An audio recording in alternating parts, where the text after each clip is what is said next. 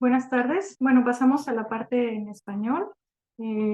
Muchas gracias a quienes continúan aquí con nosotros. Em,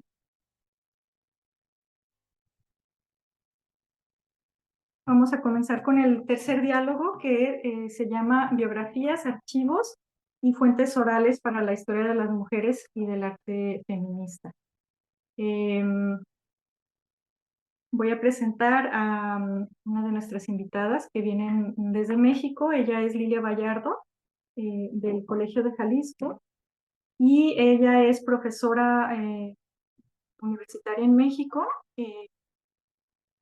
Ella tiene un doctorado en historia por el Colegio de México y también ha obtenido su segunda maestría por la Universidad Nacional Autónoma de México. Y ha publicado diversas obras sobre la vida de las mujeres mexicanas, artistas, poetas, escritoras, mujeres en la función pública, así como en las ciencias y en la educación. Algunas célebres como la fotógrafa Lola Álvarez Bravo, y ha sido también profesora invitada por el Instituto Iberoamericano de Berlín desde el 2011 y es miembro del Sistema Nacional de Investigadores en México. Bueno, entonces doy la palabra a Lilia Vallardo, que nos va a hablar el día de hoy sobre encuentros fortuitos y búsqueda de archivos y fuentes para biografiar historiar a las mujeres. Bienvenida, Lilia. Ay, no te escucho. Ya. Pues muchas gracias, Ale. Bueno, quiero agradecer la hospitalidad de la Université de Bordeaux, Montaigne, y bueno, pues en especial a Alerías por todo este esfuerzo, ¿no? De pues hacer este evento. Y bueno, pues esta tarde vamos a continuar con este diálogo, estos diálogos que la verdad en la mañana fueron muy enriquecedores. Y bueno, pues yo le he titulado esta ponencia Encuentros fortuitos y búsqueda de archivos y fuentes para biografiar e historiar a las mujeres. Bueno, les cuento, ay, no sé, creo que no estoy compartiendo. Aquí está, nada más que, lo que pasa es que tenía, disculpa. Creo que ahora sí ya la están viendo, ¿verdad? Muy bien. Bueno, solamente que, a ver, ¿qué es lo que pasó aquí?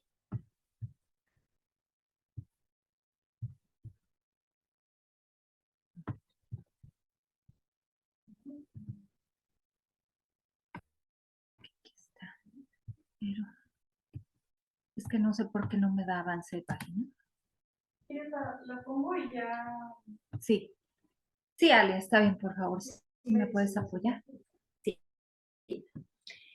Bueno, entonces, mientras Ale me apoya con la presentación, perdón, bueno, ya saben que siempre pasan estas cosas. Y bueno, en lo que, bueno, Ale me apoya con la presentación. Si quieres la siguiente diapositiva, Ale, bueno, voy a poner aquí un cronómetro porque si no, lo más seguro es de que me extienda en plática, entonces no queremos eso. Bueno, a lo mejor aquí en la presentación empecé por el final, es un poco la conclusión a la que puedo llegar. Las mujeres, al menos a las que he estudiado, digamos que están más presentes en las fuentes de los siglos XIX y XX, lo cual, como ustedes saben, coincide con la emergencia pues, de las repúblicas y de la homogeneización de nuevos ciudadanos, según Sergio Franco, ahí lo cito. Entonces, bueno, pues esto también coincide con una mayor presencia de las mujeres por diversas razones, porque, bueno, pues también dejan constancia de su andar en los diferentes oficios y, bueno, en otras instituciones de las que a continuación voy a dar. Fíjense que yo tengo relativamente poco tiempo estudiando estos temas relativos a las mujeres, entonces yo siempre había dicho Bueno, nos vuelven les preguntan el título del diálogo, perdón por la interrupción. Entonces, bueno, les decía que yo siempre había pensado que mi encuentro con las fuentes para el estudio de las mujeres había sido pues tan reciente como comenzaron mis investigaciones al respecto. Y esto fue aproximadamente en el año 2016, cuando se me encargó hacer una especie de efemérides de mujeres sobresalientes jaliscienses para hacer una agenda. Sin embargo, bueno, pues la información daba para mucho más y yo siempre pensé que, bueno, mi encuentro con las fuentes para las mujeres había sido totalmente premeditado, intencional, debido a este encargo, ¿no? Que finalmente esa agenda o esas efemérides pues dieron para 4 tomos de un diccionario de mujeres jaliscienses prominentes del que hablaré más adelante. Siguiente diapositiva, Ale, por favor. Y bueno, pues resulta que al hacer esta ponencia, bueno, pues recordé, si quieres más adelante, Ale, por favor. Ay, no. Bueno, sí, si quieres dejarlo en las del diccionario, por favor. Bueno, entonces les decía que, bueno, antes de este trabajo, que digamos es el que me empujó a estudiar ya más en concreto a las mujeres, yo hice una tesis sobre la Casa de Caridad y Misericordia de Guadalajara, y bueno, esta institución fue fundada en aquella ciudad del territorio que hoy es México en los últimos años de la época colonial. Y si bien su objetivo era la ayuda a los pobres y niños en general, la institución se perfiló mayoritariamente femenina, ya que ya en tiempos recientes encontré a las mujeres también en mi tesis doctoral. Y bueno, les decía que entonces al hacer este recuento, pues recordé que precisamente en las solicitudes de ingreso a la Casa de Caridad y Misericordia, hoy Hospicio Cabañas, pues la mayoría de quienes solicitaban el acceso eran mujeres, ¿no? Y bueno, pues voy a leer para no estarme perdiendo tanto. Y dice, bueno, el interés inicial cuando comencé mi tesis de licenciatura era estudiar la idea de la pobreza en Guadalajara, partiendo del texto clásico de Gertrude Himmelfarb, titulado La idea de la pobreza en Inglaterra a principios de la era industrial. Sin embargo, conforme iba avanzando en mis lecturas, me di cuenta que más que la idea de la pobreza, me interesaba analizar las actitudes y prejuicios frente a la pobreza en la sociedad porfiriana de Guadalajara. Así es que me di a la tarea de buscar a los pobres en documentos, aunque sin darme cuenta mi pesquisa se estaba concentrando en archivos institucionales. De tal manera, la búsqueda en el archivo del Estado me llevó al ramo beneficencia, al Archivo Histórico de Jalisco, donde, entre otras fuentes, se encuentran resguardados los documentos del Hospital Civil, del Hospicio Cabañas y de la Escuela de Artes y Oficios. Y bueno, finalmente me decidí a estudiar una parte de la historia del Hospicio Cabañas, que si bien fue abierto desde el año 1810, yo me concentré en los años 1877 y 1910, época que en México es conocida como Porfiriato por el dictador que gobernó el país por aquellos años y cuyo nombre era Porfirio Díaz. La mayoría de los documentos resguardados en el acervo mencionado eran solicitudes de ingreso a la mencionada institución. La inmensa mayoría de mujeres que solicitaban asilo para sus hijos pequeños por no haber las condiciones para sacarlos adelante ellas solas, por ser mujeres o con maridos alcohólicos. Recuerdo que las que mencionaban ocupación decían ser sirvientas. En pocas ocasiones las mujeres pedían asilo para ellas mismas o sus padres, la mayoría pedían un lugar para sus hijos, y más raros aún eran los hombres que hacían ese tipo de solicitudes. Las solicitudes estaban elaboradas en un tono de respetuosa e insistente súplica al gobernador del estado, a quien en numerosas ocasiones se dirigían como padre de los jaliscienses. Pocas sabían firmar y lo repetitivo del tono nos hace pensar que la elaboración de estos escritos partía de un modelo predeterminado que era elaborado a petición de de las solicitantes a algún escribano. Sin embargo, estas mujeres no eran las únicas presentes en los documentos del hospicio. También estaban las directoras de la institución, quienes firmaban todo el papeleo burocrático.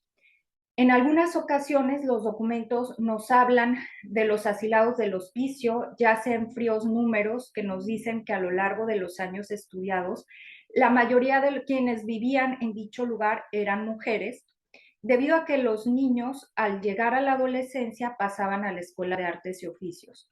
Asimismo, porque muchas de las mujeres no lograban colocarse en el mercado laboral o casarse y permanecían en el hospicio donde de alguna u otra manera les daban un empleo como maestras de otras niñas o como cocineras.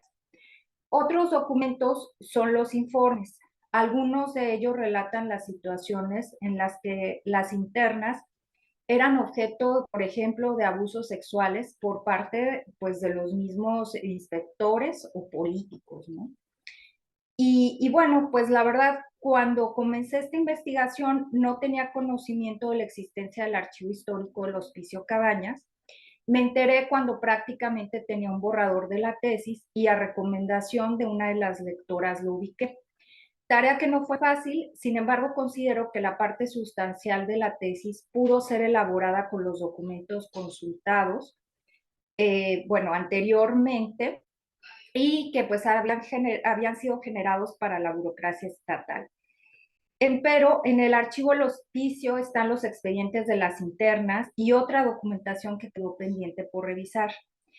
Bueno, pues aquí lo comento porque creo que es algo que continuamente nos pasa cuando estamos elaborando un trabajo de investigación, donde pues, digamos, tenemos que construir nuestro relato, nuestro resultado de investigación con las fuentes que tenemos disponibles y en ese momento pues yo las únicas fuentes que tenía disponibles eran las de la parte del gobierno del estado, ¿no? Y bueno, pues por eso en parte el título de esta ponencia, que Encuentros Fortuitos, en realidad yo no estaba buscando mujeres en ese momento, sin embargo, al hacer este balance, pues después de varios años, pues me doy cuenta que las mujeres ahí estaban en mis fuentes también, aunque pues podría hacer una reinterpretación de las mismas a la luz de estas nuevas preguntas que me han surgido, ¿no? Y bueno, pues aquí también lo que quisiera comentarles es lo que podemos encontrar de las fuentes, ¿no? O sea, un poco la pregunta que nos convocó a estos diálogos es qué hacer frente a la falta de fuentes. Y bueno, pues evidentemente todos tenemos que partir en nuestras investigaciones, todas tenemos que partir en nuestras investigaciones de una información previa, o sea, de alguna u otra manera, pues sí tenemos fuentes. Sin embargo, como yo lo veo es que muchas veces están limitadas, ¿no? Tenemos solo acceso a cierto tipo de información que hay que completar, pues de diversas maneras, ¿no? Y lo que hablábamos un poco esta mañana, de la creatividad que como historiadoras o estudiosas sociales tenemos que tener, ¿no?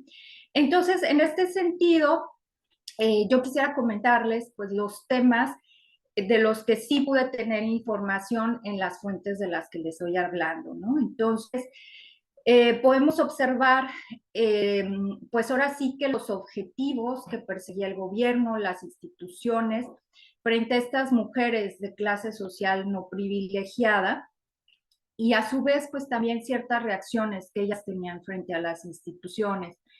También las clases sociales, ¿no? De estas mujeres y muchas de las dinámicas que ellas empezaron a generar precisamente pues para poder pues sobrevivir, ¿no? En este mundo que empezaba a ser industrializado.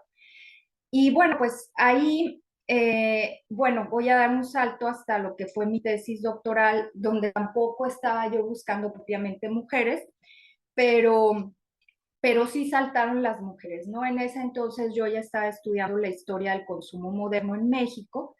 ¿Me gusta la siguiente diapositiva, Ale, por favor? Lo que me llevó a indagar sobre las encuestas de gastos familiares concretamente los cuestionarios de los años 1914 y 1921. Bueno, estos documentos los retomé para un libro que publicamos en el Seminario de Redes Femeninas en la Historia y Estudios de Género, del cual formamos parte tanto Ale Díaz como Hilda Monraz. Y bueno, les decía que estos cuestionarios fueron realizados a mujeres, cabezas de hogar, muchas de ellas costureras, que tenían que sacar adelante a sus hijos solas. Bueno, aquí vale la pena hacer un pequeño paréntesis.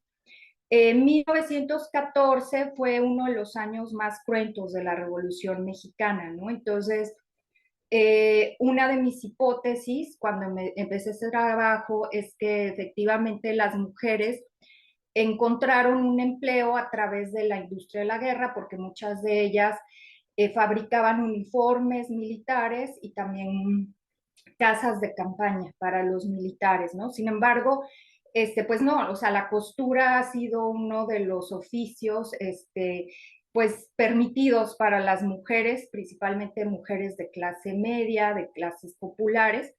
Y bueno, en estos años no fue la excepción, ¿no? Entonces, bueno, sin haberlo planeado, otra vez me estaba aproximando a una parte de la historia de las mujeres como productoras, no solo como consumidoras de bienes, que era mi interés inicial en esa investigación.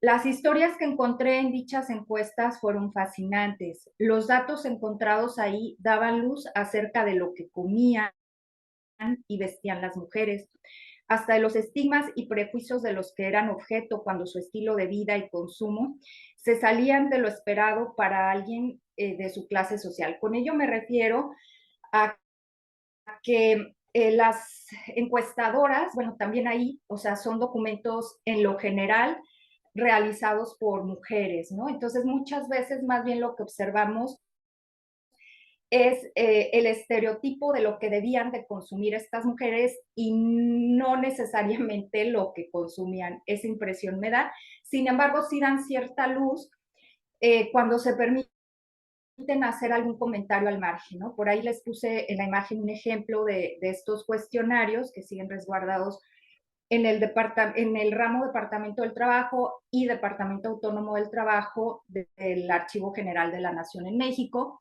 Entonces, ahí pues concentraban desde dónde trabajaban estas mujeres, cuánto ganaban, eran mujeres que trabajaban desde casa, fabricando, además de lo que les comentaba, en 1914 sí eran uniformes militares, pero ya hasta en 1921 trabajaban para las grandes tiendas departamentales como el Palacio Hierro, Liverpool y bueno, otras muy conocidas en la Ciudad de México. Entonces les decía que había veces que la encuestadora se permitía hacer un comentario más allá de la rigidez de las preguntas que hacían y en alguna ocasión la encuestadora puso un comentario de que es que esta familia, aunque es mujer sola la que está trabajando y sacando adelante a las hijas, pues viste y tiene un estilo de vida que no concuerda con sus bajos ingresos, ¿no? Y dice, y los vecinos me confirmaron mis sospechas, es decir, estaba insinuando que esta mujer no era costurera nada más, sino que ejercía pues también la prostitución, ¿no? Entonces, estas fuentes son ricas, no solo, digamos, para reconstruir el consumo de estas mujeres, cuánto producían, porque también podemos sacar de esta fuente cuántas horas trabajaban para poder sacar pues un jornal, ¿no? Mínimo, sino muchas veces también de estos prejuicios de la época. Bueno, además de estas encuestas, tuve que recurrir a otras encuestas complementarias, porque, bueno, pues obviamente pues había que completar estos relatos y de ahí, bueno, pues que recurrí a otros documentos donde pues hablaban también de las primeras huelgas de las costureras, también resguardados en este mismo ramo, las crónicas y artículos periodísticos, algunos de ellos muy ricos en la información sobre el día a día y las perspectivas de vida de este sector social. La temporalidad en la que vivieron estas mujeres también me permitió tener acceso a otra fuente importante, las entrevistas hechas por otras investigadoras por ejemplo, a lideresas costureras. Recuerdo el caso de Esther Torres, que fue entrevistada y la transcripción de esta entrevista está resguardada en el Instituto Mora, un importante centro de investigación también, en la Ciudad de México, y ella fue entrevistada en 1975, es decir, son mujeres ya, pues que vivieron hasta años muy recientes, ¿no? Fíjense que también, bueno, esa es, digamos, una muestra del documento original. Alex, ¿pudieras darle a la siguiente, por favor? También les muestro, o quise mostrarles, hice una pequeña, pues un libro de Excel, donde pues ahí concentré toda la información vertida en estas encuestas. Abajo, bueno, pues también, pues traté de hacer el conteo, ¿no? De lo que consumían. Y bueno, pues ahí encontré unos datos interesantes. Para la mayoría de la población en México, la carne para esos años era un artículo de lujo. Y bueno, pues ahí quise mostrarles cómo sistematicé esa información. La siguiente, Ali, por favor. Y bueno, continuando con mi estudio de, pues mi tesis doctoral, les digo que estas fuentes me sirvieron pues tanto para mi tesis doctoral como para un capítulo de un libro. Y otra fuente importante también en el estudio de la historia de las mujeres en el siglo XX en México es la publicidad. Bueno, en el trayecto de mi investigación sobre la historia moderna del consumo en México, otra fuente importante fue la publicidad en los principales periódicos de la capital mexicana, los cuales contienen información muy rica en cuanto al estereotipo de belleza impuesto a las mujeres mexicanas del siglo XX, el cual, por cierto, estaba muy alejado, la mayoría de las veces alejado de la realidad genética de la mayoría de las mujeres mexicanas, pues en los anuncios se reproducía una y otra vez el ideal de belleza de mujeres blancas, altas, delgadas, rubias. Asimismo, en esta fuente encontramos información sobre los aprendizajes de género interiorizados desde etapas muy tempranas por las niñas y los niños mexicanos, concretamente observados en los anuncios de juguetes, que ahí pueden ustedes observar en la imagen, que pues está muy marcado, ¿no? A la izquierda los juguetes para las niñas, eh, muñequitas, reproducciones de cocinitas, y a la derecha pues los juguetes para los niños, patines, carritos, pistolas y demás. Este anuncio es de los años 40, de un anuncio que se llamó El Popular, de hecho fue publicado por la Universidad Obrera. Entonces, bueno, ese anuncio apareció en ese medio, lo cual también nos habla, bueno, pues de una difusión de un modelo de consumo urbano y clase media entre los trabajadores mexicanos de la época, ¿no? Bueno, si bien este tipo de mensajes y valores eran recibidos principalmente por las mujeres de clase media, quienes sabían leer y tenían acceso a los periódicos y además eran consumidoras potenciales de los objetos anunciados, había otros medios como la radio y reproducción oral de estos anuncios. O sea, aunque posiblemente no todos tenían radio, pero había medios pues que o personas que se dedicaban precisamente a cantar los anuncios de este tipo de establecimientos, ¿no? De tiendas. De ahí que pues este tipo de mensajes, de estereotipos, permearan a todas las clases sociales. Y bueno, pues hasta aquí, digamos, estos fueron mis hallazgos sobre, o sea, donde ahora veo que hay mucha información sobre género y mujeres, pero que bueno, en ese momento no era precisamente lo que yo estaba buscando. Y bueno, pues a partir de este momento, pues ya, pues hablaré ya en los 5 minutos, yo creo que me quedan, Ale, o no sé si, ajá, tengo más. Bueno, ya sobre las fuentes para biografías de mujeres. Bueno, la siguiente imagen, Ale. Nada más, bueno, para cerrar con esta idea de la publicidad, un poco lo que les comentaba, la imagen pues de la mujer o de un modelo de familia clase media y muy, muy felices, ¿no? En torno al árbol de Navidad, ¿no? Bien, entonces, como les decía, lo que me llevó a estudiar a las mujeres fue propiamente las biografías de mujeres jaliscienses, ¿no?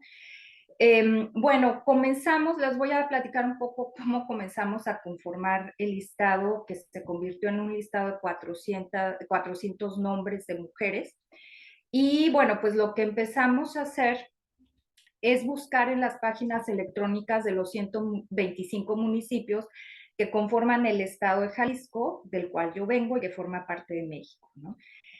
Ahí empezamos a tomar nota de las mujeres que pues en sus respectivos municipios consideraban que eran dignas de mención y pues de sobresalir, ¿no? De hacer una mención sobresaliente.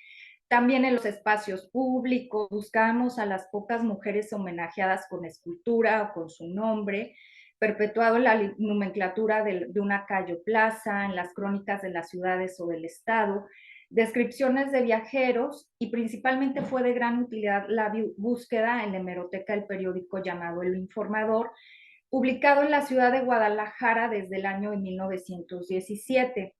También nos fue de gran utilidad la búsqueda en la Hemeroteca Nacional Digital de México. Cabe mencionar que prácticamente 2 de estos tomos los hicimos durante la pandemia, entonces por eso hago mucho énfasis en la importancia de las fuentes digitales, ¿no? Para nosotras.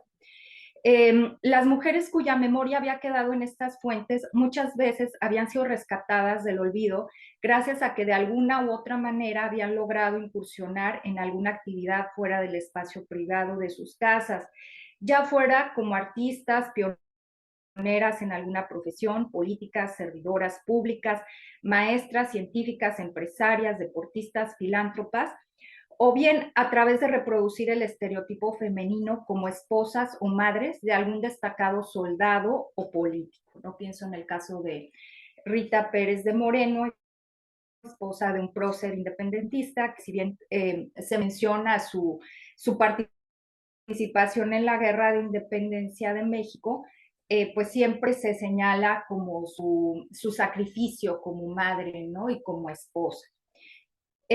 Como se puede observar, existe un sesgo de clase en el sentido de que estas fuentes nos arrojaron datos en su mayoría de mujeres de clase media y algunas de las élites económicas y políticas de la sociedad jalisciense. En concreto, podemos clasificar los tipos de fuentes en los que se sustentó este trabajo por área de actividad, lo cual a su vez, sin proponérnoslo, nos dio la pauta para establecer periodizaciones. Alex, ¿quieres dejarlo en la imagen del diccionario, pues, de los diccionarios, por favor?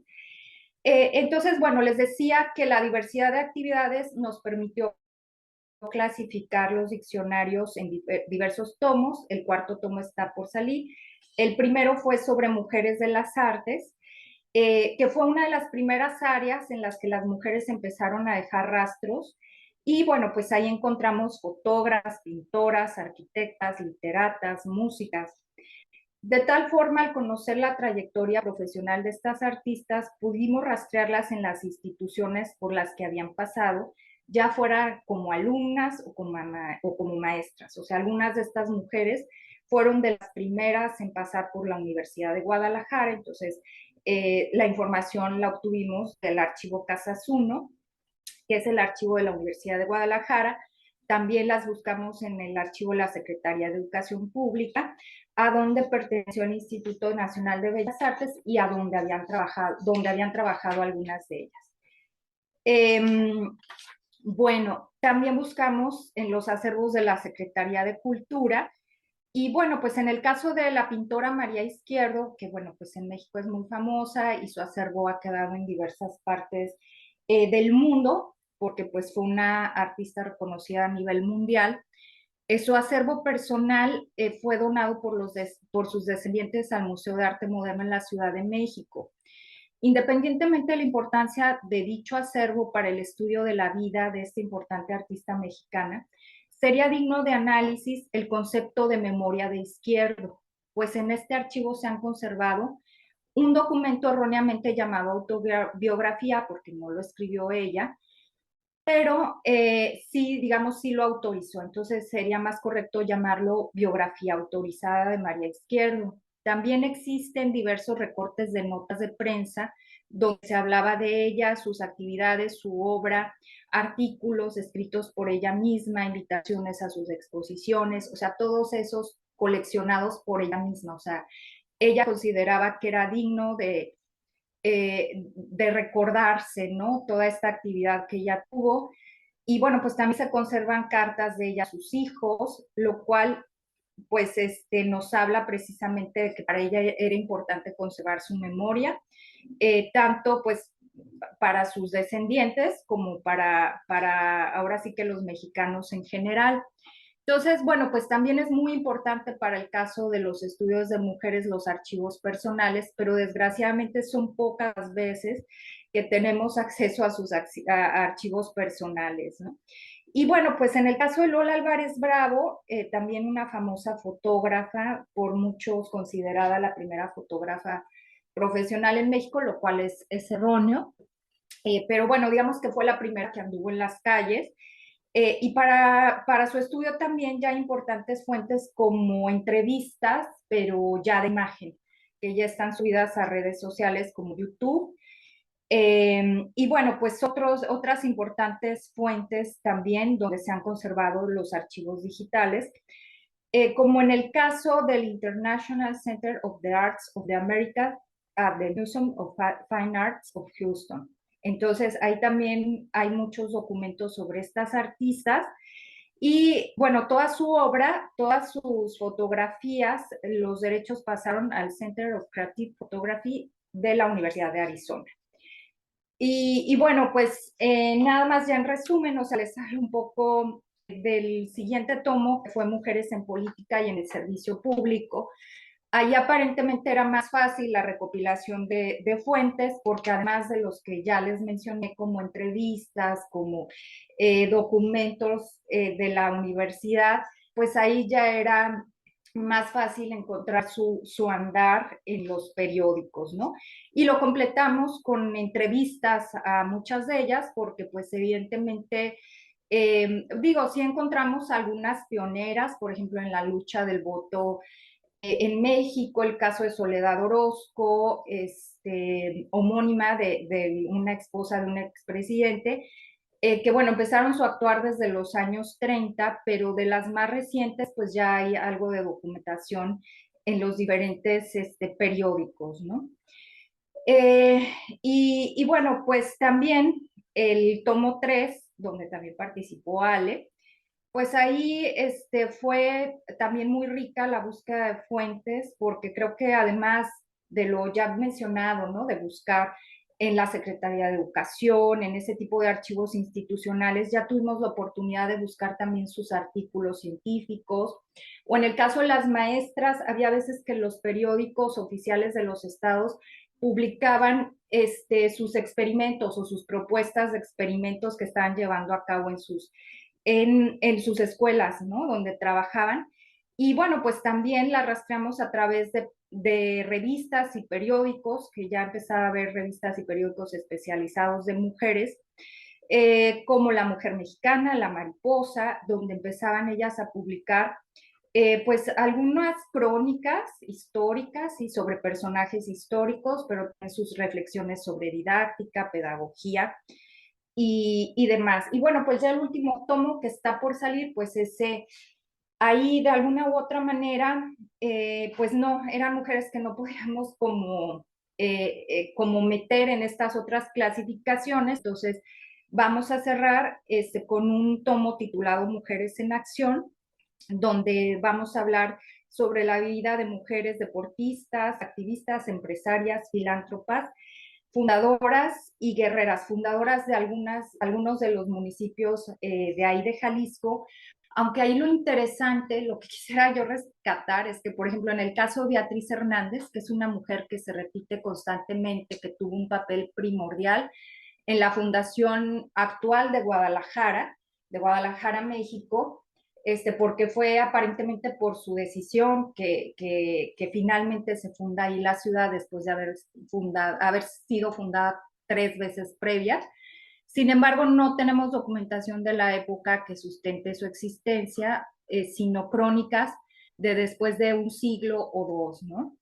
Pero ahí lo interesante es la construcción precisamente del imaginario de este tipo de mujer aguerrida, que al parecer no es el único, ¿no? Que se dio en México. Entonces, un poco retomando lo que veíamos en la mañana, pues está el reto para futuras investigaciones de por qué una sociedad permite o retoma, digamos, este tipo de imaginarios de mujer así muy decidida, ¿no? Entonces, ella va a aparecer en este tomo. Y, por ejemplo, un caso también muy interesante es el de las guerreras, donde, bueno, pues sabemos hasta cierto punto que las mujeres participaron en la Revolución Mexicana, por ejemplo, en 1910, como lo que conocemos como Adelita, acompañando a los soldados, ejerciendo un trabajo muy duro, pero también hemos encontrado algunas menciones a su participación como guerreras, ¿no? Principalmente en las guerras que tuvieron lugar en el siglo XIX en México, y que eran mujeres que se tenían que vestir de hombres para poder tener acceso al campo de batalla, ¿no? Entonces, este tipo de casos también los mencionamos en este último tomo. Eh, y bueno, pues también son muy, muy interesantes. Y bueno, pues la filantropía aparentemente pues es una actividad, digamos, accesible para las mujeres en prácticamente todos los tiempos. Sin embargo, aquí encontramos un fenómeno interesante que se cruzó, digamos, con otras actividades, por ejemplo, con la enfermería. Estas mujeres o algunas de estas mujeres que estudiamos ejercieron también como enfermeras en los campos de batalla o como doctoras sin tener un grado académico de medicina. Ellas, pues ante la ausencia de un médico en pueblos como Zapopan, que es de donde yo vengo en realidad, pues ellas ejercían como médicas, ¿no? Entonces, bueno, pues ahí también es importante decir, ay, bueno, pues también tuvimos acceso a estas otras herramientas de páginas como Family Search, donde pudimos a lo mejor tener idea, ¿no? De las ancestras de estas mujeres. Y aquí, bueno, pues es importante resaltar que este trabajo es un trabajo de difusión, o sea, el tono de los diccionarios no es un tono rígido académico, de ahí que también sea como una propuesta general. Tratamos de mostrarle a las estudiosas pues las fuentes que hemos encontrado hasta el momento, pero evidentemente sería otra perspectiva si fuera un estudio, digamos, más a profundidad de estas mujeres. Yo con esto ya cerraría. Muchas gracias por su generosidad. Creo que me pasé un poquito del tiempo, pero bueno, pues ojalá si queda alguna inquietud, ahorita seguimos platicando. Muchas gracias, Lilia. Quisiera decir también, conectarlo, por ejemplo, con la historiografía francesa, con esta historia de las mujeres muy conocida, ¿no? De Michel Perrault. Y que estos trabajos apenas, bueno, se remontan a algunas décadas, pero muestran el gran decalage o, ¿cómo se podría decir? La falta de proporcionalidad que hay en una historia predominantemente masculina, cuando nos encontramos que, en este caso muy particular, aparecen cientos, por lo menos cientos de mujeres en un país como México que participaron en ámbitos públicos. Y es una historia que todavía tiene mucho por hacer. En el caso de Francia, por ejemplo, me sorprendió encontrar mujeres muy interesantes, como Clémence Boyer d'Avaz, que casi no hay nada de información sobre ella, y al parecer era una abogada con mucha presencia, como pionera del feminismo bordelés, pero ella también estuvo presente en esta área pues, de Aquitania. Y es interesante también el caso de una mujer de la resistencia, Marguerite Bouffard-Tabian. Acaba de aparecer una biografía, no la he leído, pero es bastante interesante porque son muy desconocidas estas mujeres. Es muy interesante las aportaciones que se realizan a través del método biográfico de reconstrucción, que es el primer paso para aportar a esa historia en donde nos hace falta pues casi la mitad de la población mundial, ¿no? Entonces vamos ahora a escuchar a Aida Monraz, que también tiene una amplia experiencia en la realización de biografías de mujeres y no solo de mujeres, sino la aproximación de la nueva biografía con perspectiva histórica que permite iluminar procesos complejos a través de los sujetos, de los individuos, ¿no? Como de sus mecanismos. Y ella también ha estudiado el arte feminista, con lo que vamos a poder conectar con las doctorandas que nos acompañan. También, bueno, en el caso de Julie Olivier, que estudia el feminismo en el flamenco actual, la escena del flamenco actual. Pues te escuchamos, Silva, perdón por...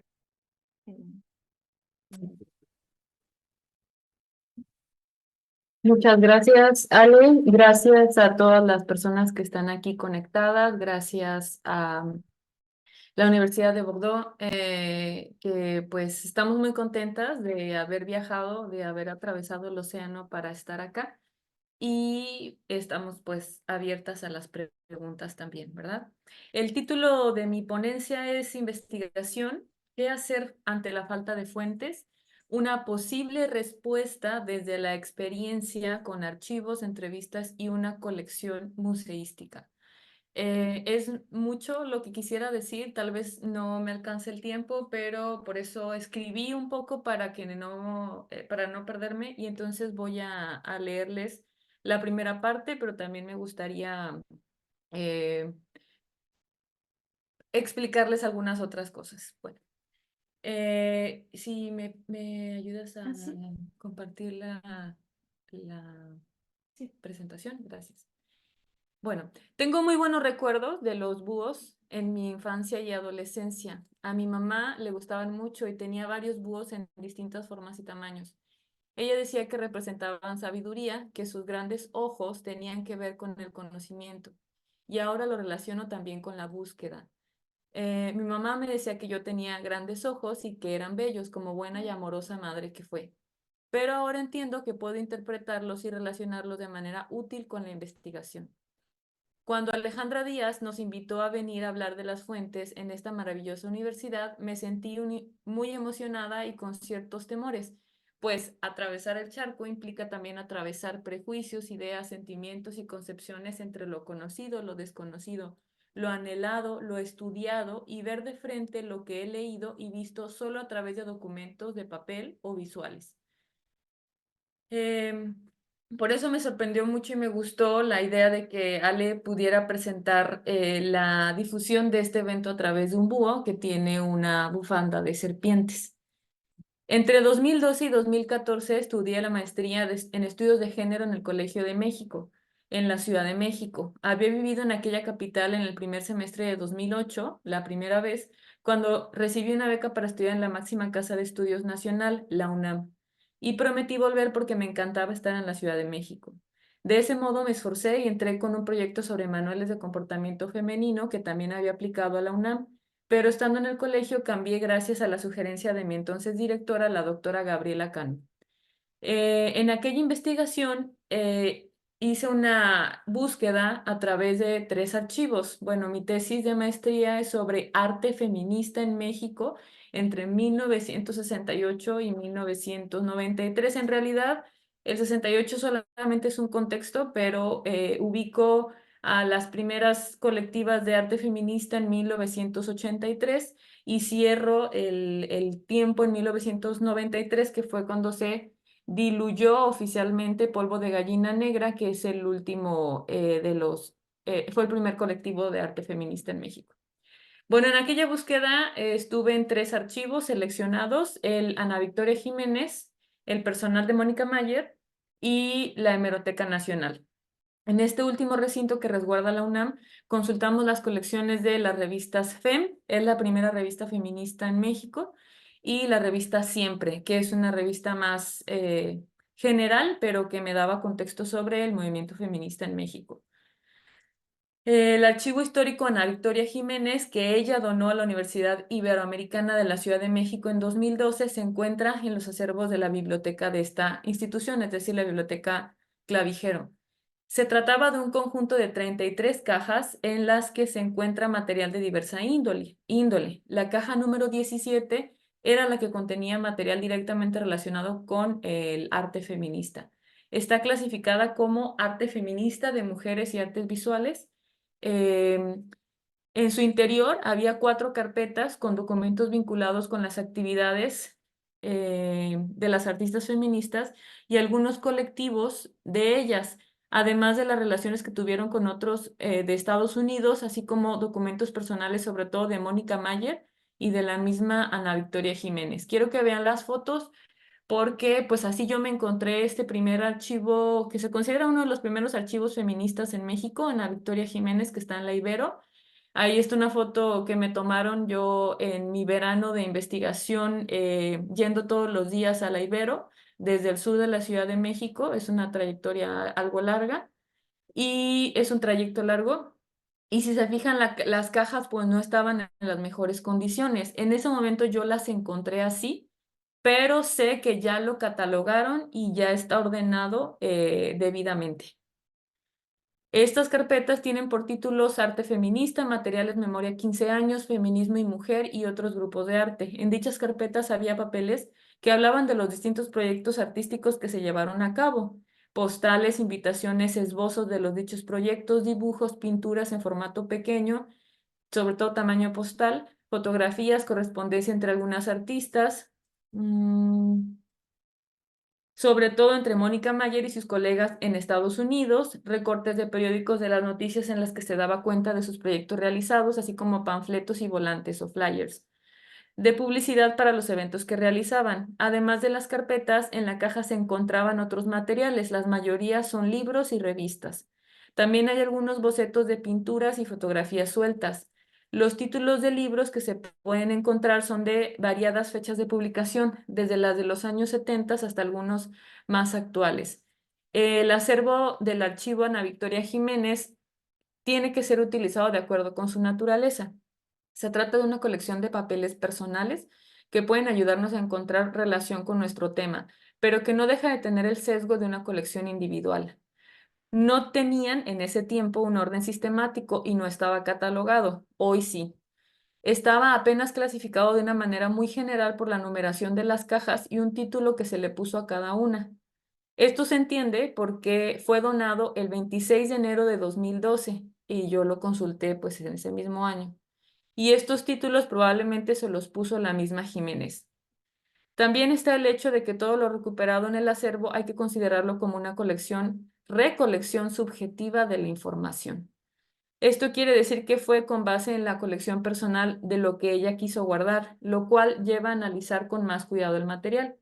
Sin embargo, se pueden encontrar documentos que hablan de otras perspectivas diferentes a las que tuvieron las artistas feministas y las militantes en general del feminismo de aquella época, puesto que el afán de Jiménez radicó en aportar a la historia del feminismo y particularmente el arte feminista, pues ella es fotógrafa.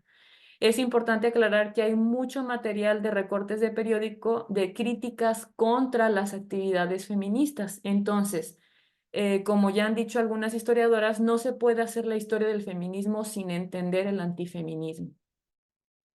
Casi de la misma índole fue el trabajo en el archivo personal de Mónica Mayer. Si le puedes dar otro, por favor.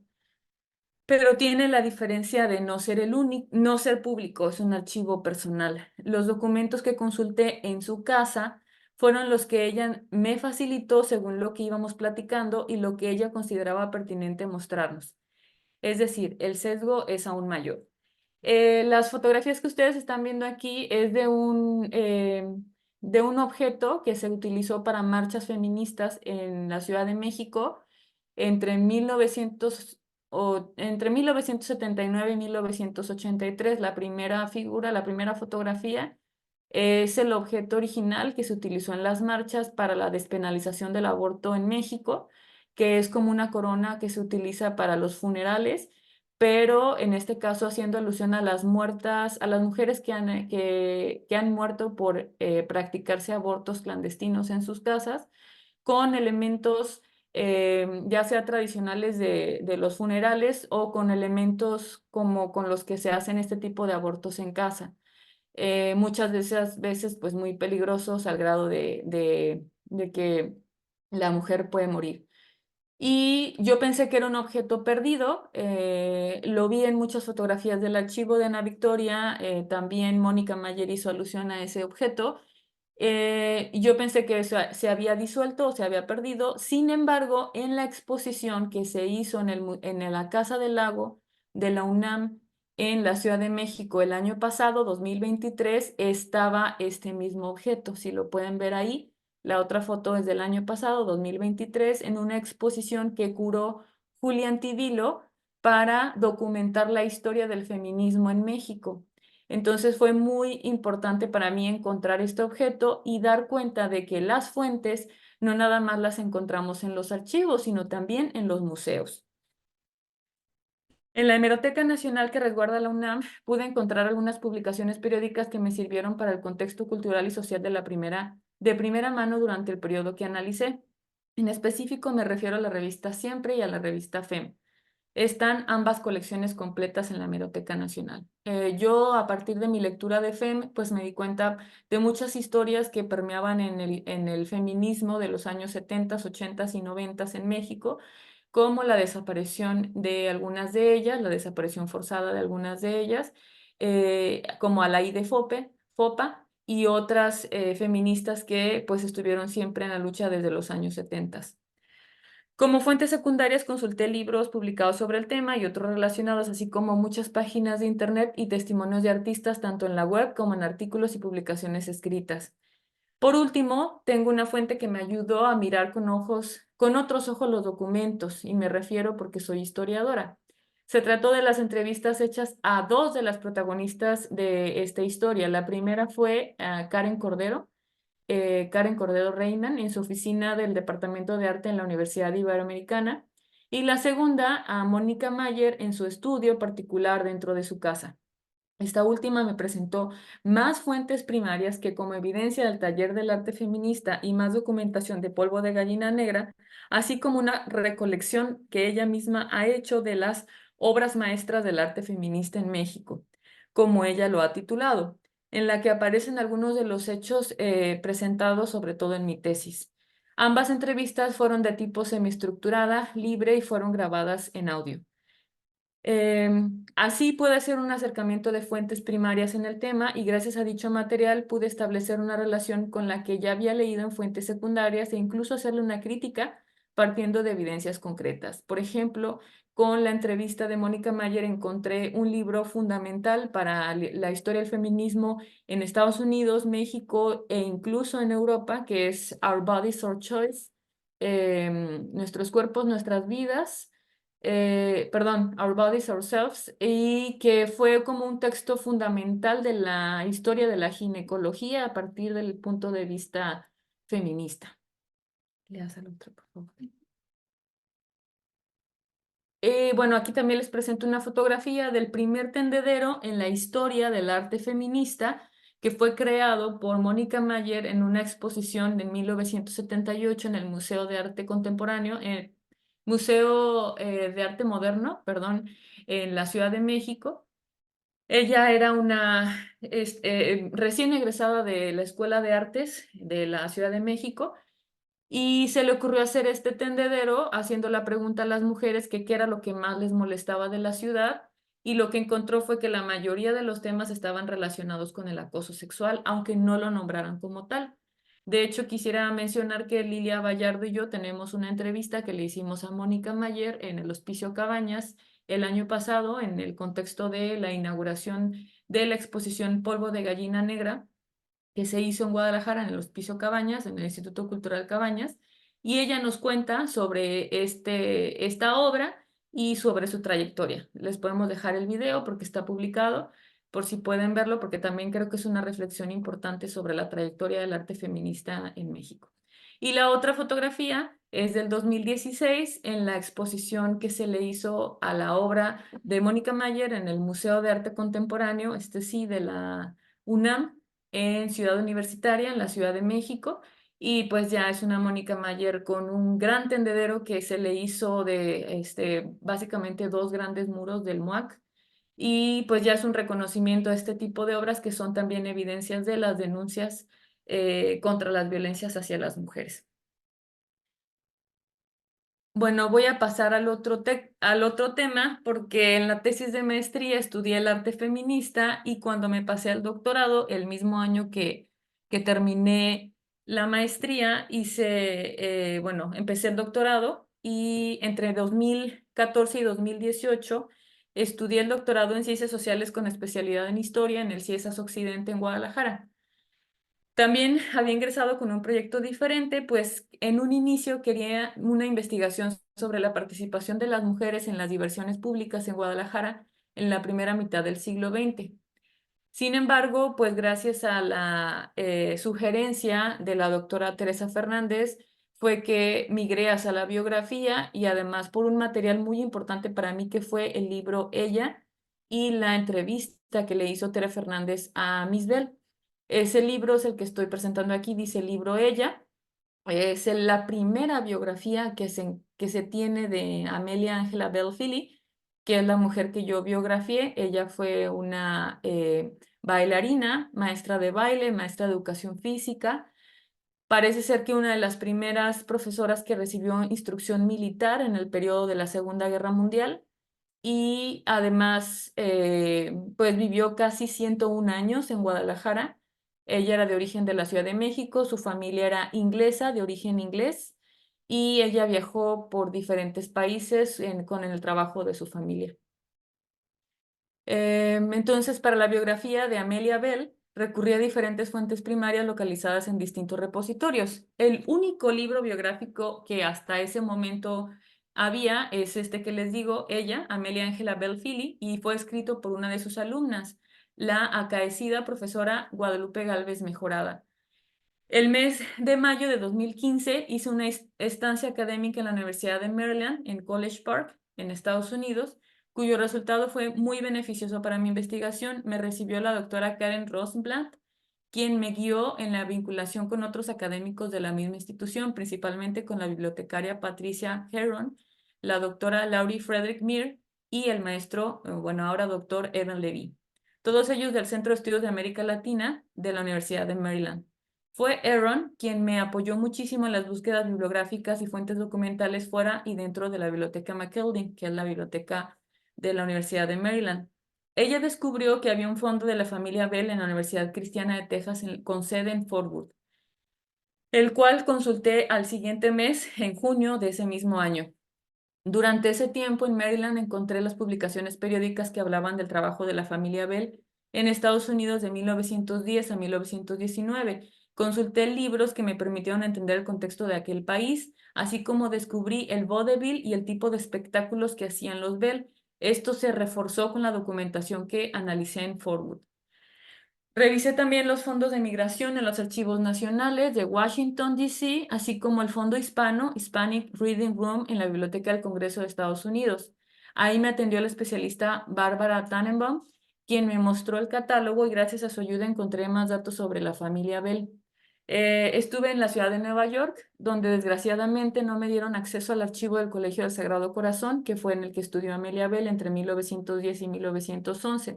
Sin embargo, encontré el libro de la historia del dicho colegio en la Biblioteca de la Sociedad Histórica de Nueva York y otros libros sobre la historia de la ciudad y del circo en aquella urbe. Estas fotos que están ustedes viendo, bueno, es el libro de ella y bueno, otra fuente que consulté muy importante para las historiadoras mexicanas es el Archivo General de la Nación y por eso está ahí AGN, Archivo General de la Nación. Ahí encontré mucha documentación de la familia Bell porque fueron constantemente denunciados entre 1907 y 1909 por aparentes fraudes económicos porque se presentaban el circo, pero terminaban no pagando las estructuras, debiéndoles a algunas empresas. Entonces me encontré esas denuncias y además el intestado de Richard Bell, que era el abuelo de Miss Bell, y murió en 1911 en Nueva York. Entonces hay un juicio de intestado de ese mismo año en la Ciudad de México. Y también consulté el archivo de Relaciones Exteriores que se encuentra en la Ciudad de México porque algunos Bell solicitaron, aunque habían nacido en la Ciudad de México, eran hijos de ingleses, por lo tanto se consideraban ingleses según la legislación mexicana. Entonces, varios de ellos solicitaron su naturalización a ser mexicanos o cambio de nacionalidad a ser mexicanos para llevar a cabo negocios o para comprar bienes raíces, ya sea en la Ciudad de México o en Guadalajara. Entonces me encontré esos documentos como los que estamos viendo en las fotos. Por otro lado, están también las fotografías del archivo los archivos que consulté en Estados Unidos. ¿Le das a la sí? Creo que no se ve. Aquí está.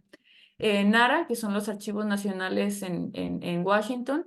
Y por otro lado, el acervo muy importante de la familia Bell en Fort Worth, Texas, que aquí ustedes están viendo las cajas que pertenecen a ese fondo, que está en la biblioteca de la Universidad Cristiana de Texas, porque pues uno de los tíos de Miss Bell terminó viviendo en esa ciudad y como no tuvo hijos, decidió donar todo lo que tenía a la misma universidad donde trabajó.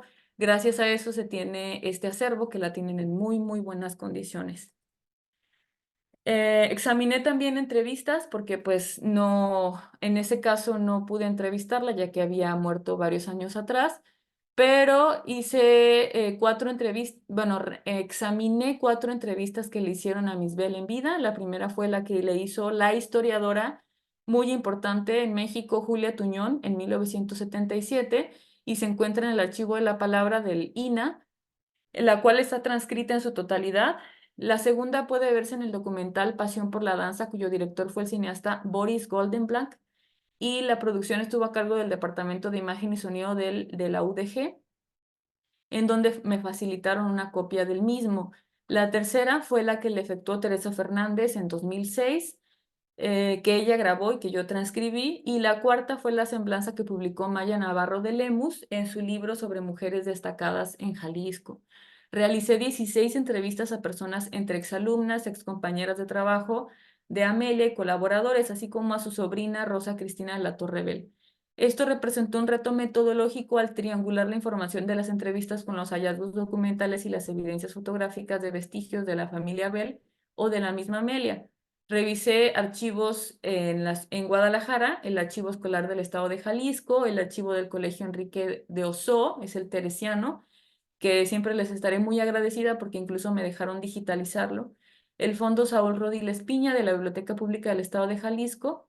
En los últimos momentos de la investigación, otros repositorios también fueron el Archivo General de la Nación, como ya lo mencioné, el del Arzobispado de Guadalajara, el Histórico de Guadalajara, el Archivo de la Colección Independencia y Revolución de la Memoria Ciudadana y la Hemeroteca del Informador, como otras hemerotecas. Siempre nos falta tiempo en las investigaciones, si quieres la otra, por favor, porque pues tenemos las limitaciones de presentar lo que ya tenemos. Entonces, como supe a través de las entrevistas que Miss Bell había donado su colección, digamos, particular, yo pensaba, ella fue una bailarina, fue una maestra, sin lugar a dudas tiene documentación y tiene vestuario. ¿Dónde está? Esa es la pregunta, ¿dónde está? En el momento de la investigación doctoral, encontré que había donado su colección particular al Museo de la Ciudad de Guadalajara. Me dirigí al museo y le pregunté a la entonces directora dónde estaba esa colección, si ella la había donado, y entonces encontré los del periódico donde decía que la había donado en 2002. Las buscaron, ellos no tenían idea en ese momento que estaba ahí y me encontré con estas fotografías que ustedes están viendo, vestidos en muy malas condiciones, zapatos a punto de romperse. Y por otro lado, encontré también una fotografía de Miss Bell con un rifle que está apuntando por la educación militar que se llegó a dar en Guadalajara en el contexto de la Segunda Guerra Mundial. No es exactamente este rifle que estoy presentando aquí, pero es ese estilo que es la ametralladora Mendoza, hecha en 1937 en México. Y se encuentran algunos de esos ejemplares en el Museo Militar de Guadalajara. Pero bueno, si le hace la otra. En ese momento solamente vi estas cosas en el Museo de la Ciudad y varios años después, específicamente el año pasado, antepasado, la doctora Lilia Vallardo, a quienes ustedes ya escucharon, había establecido ya una relación con el Museo de la Ciudad y la ahora directora, Patricia Ursúa, nos facilitó la colección real de Miss Bell. Sin embargo, pues era mucho mayor a lo que yo había visto.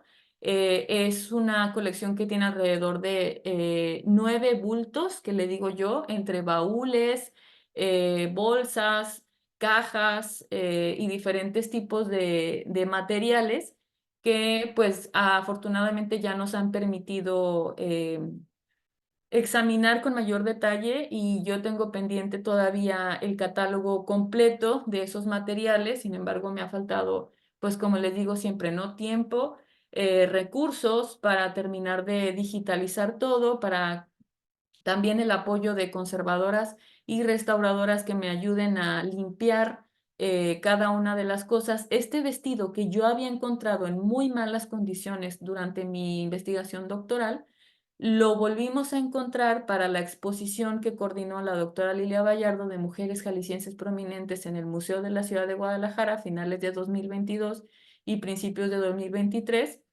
pero ya tuvimos los recursos para mandarlo limpiar y restaurar. Entonces es un objeto que como historiadoras también podemos tomar en cuenta para la historia y la biografía de las mujeres y ahora en mejores condiciones.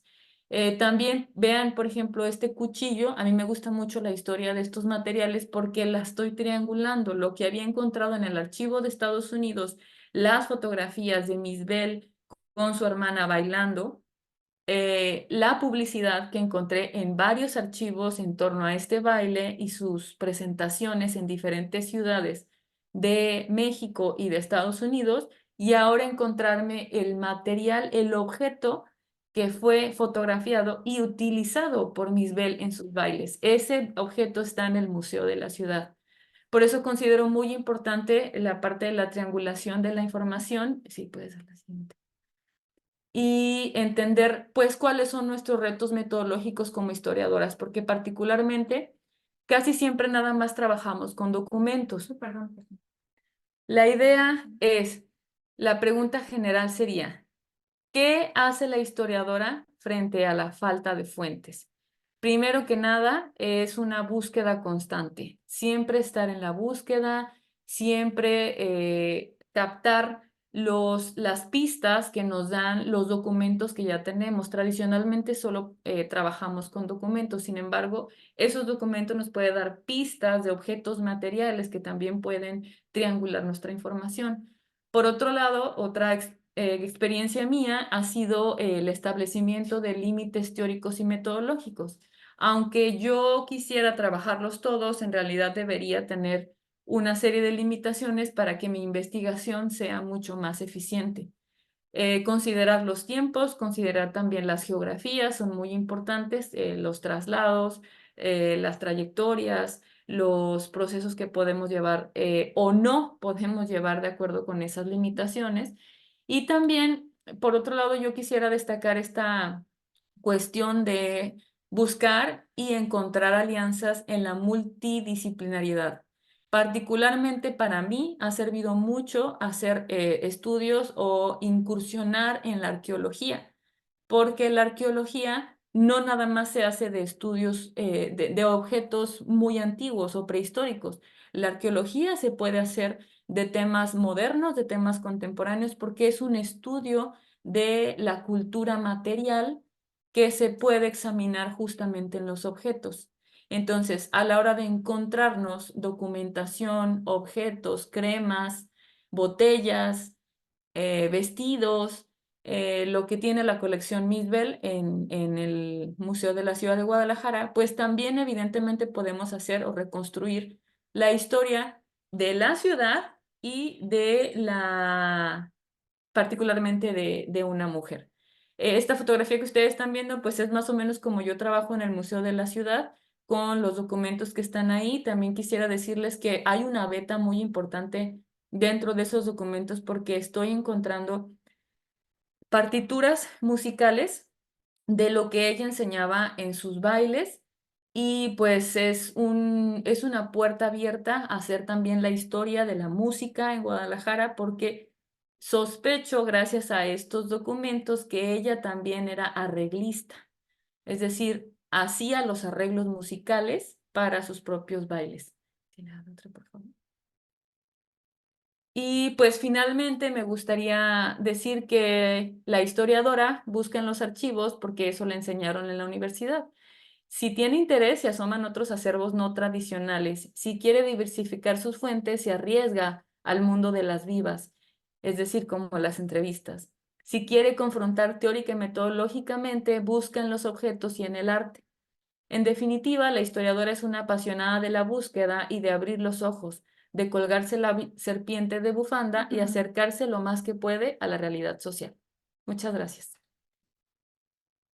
Muchas gracias, Hilda. Este, Bueno, sobre la serpiente, colgarse la serpiente en el búho, pues sí, eso es un momento indicado para decir que este búho, con los ojos muy abiertos y un poco asustado, pues es el aprendiz de investigador y una, bueno, escritora feminista muy divertida, española, que se llama Itzia Artiga. Dice que una mujer con una boa de plumas es invencible, ¿no? Entonces, por eso este juego del Quetzalcóatl, que además tiene toda una significación mitológica, bueno, de una historia como este ente creador, es muy masculino el mito, pero colgarlo como boa de plumas, que es un elemento hasta puede decirse queer de alguna manera, me pareció una buena idea como para se encouraje para la investigación.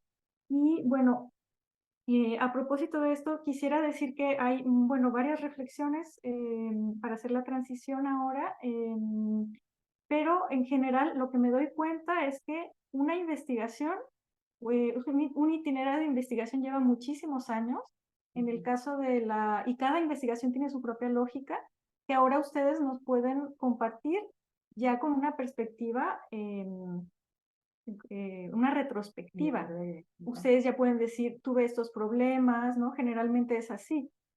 Pero pasa que durante 5 años o 4 años a veces pues no encontramos nada en el caso de las mujeres y pues tenemos que decir lo que encontramos o como me sucedió a mí en la memoria de maestría, que bueno, llamamos tesis en México, pero es el equivalente a la memoria de maestría, debemos pues reportar, escribir lo que encontramos, tener ya el corpus que tenemos y a veces las fuentes que estábamos buscando aparecen justo al final o si es algo del tiempo presente, aparece, nos toma tiempo documentarlo y tenemos que ordenarlo y reordenarlo y es un trabajo muy agotador, ¿no?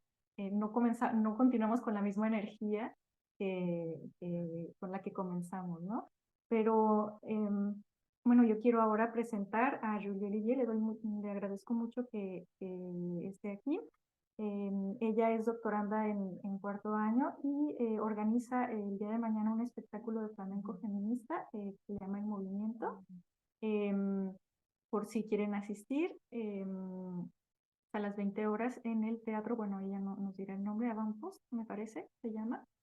Y bueno, ella realiza una investigación muy interesante porque a mí me da mucha curiosidad cómo se documentan las coreografías, cómo se estudia la música y en un marco tan interesante como es el flamenco con una perspectiva feminista, con todos los significados culturales que tiene, expresivos, y además porque ella también es bailadora y cantadora de flamenco. Bueno, Julie, te escuchamos.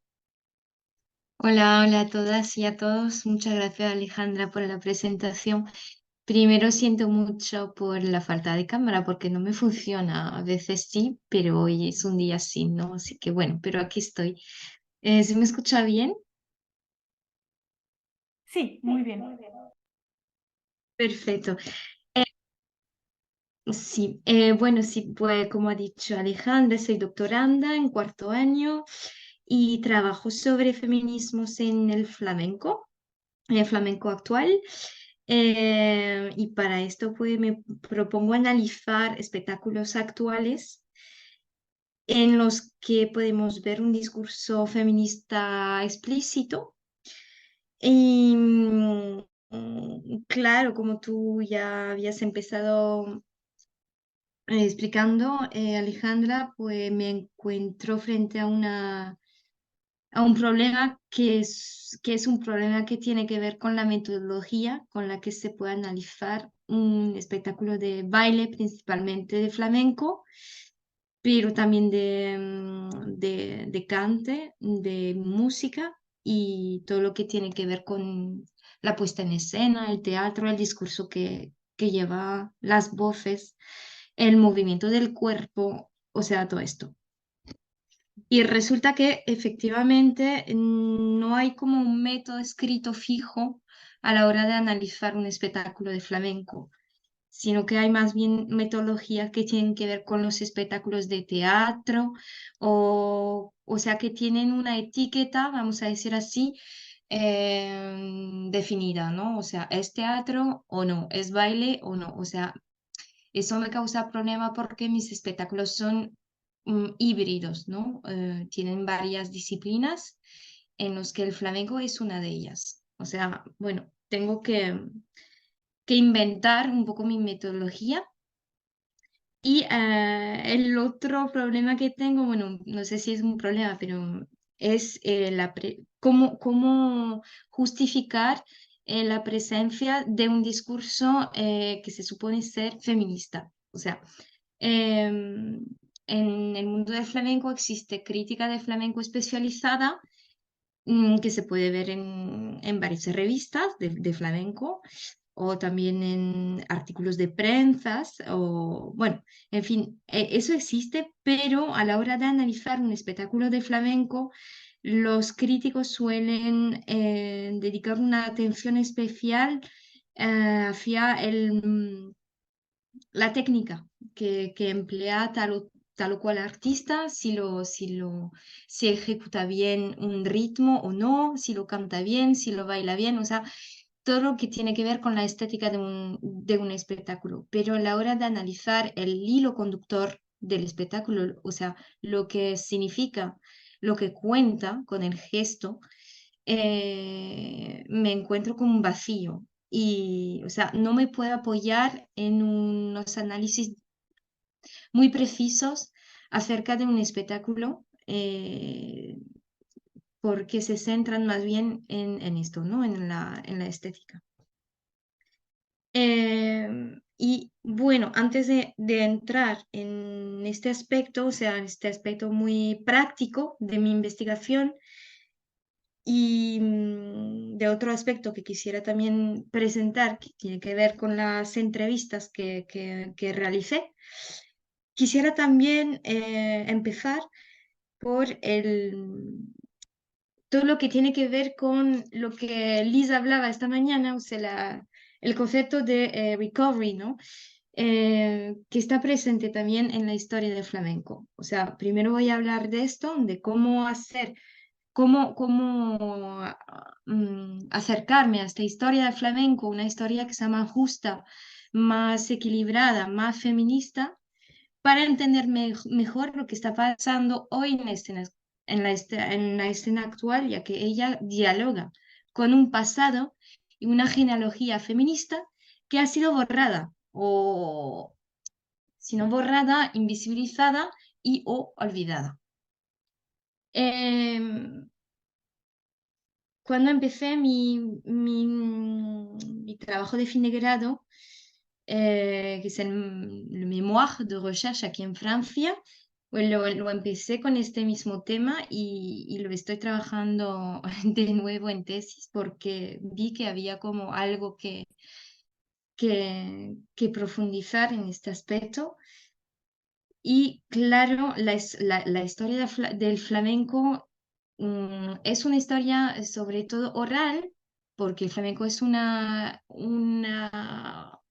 arte de transmisión oral y se escribió su historia a partir del año 1955, o sea, bastante recientemente. O sea, esto supone ver un poco el porqué de este vacío, bueno, se puede explicar a causa de bueno, con respecto a esta tradición oral, pero supone ver también cómo fue escrita esta historia del flamenco. Y trabajos recientes que han salido a partir de los años 2000, que están saliendo todavía hoy, muestran cómo esta historia fue una historia parcial, androcéntrica, heteronormativa, y muestran cómo hacer para escribir una nueva historia, no del flamenco. Bueno, una historia, no una nueva historia, sino una historia más justa. Y esto tiene que ver con lo que decía un olvido o, bueno, un menosprecio, una marginalización de las artistas, primero mujeres, creadoras, porque intérpretes sí, bueno, tenemos constancia de ellas, pero mujeres artistas, feministas, flamencas, o sea, artistas disidentes y sí podemos también decir artistas queer, ¿no? Un poco en el sentido de raras, que se alejan un poco de un canon, de una norma, y ellas pues no tuvieron el espacio que tenían que tener, ¿no? O sea, un espacio grande, porque sí existieron y pues han sido olvidadas.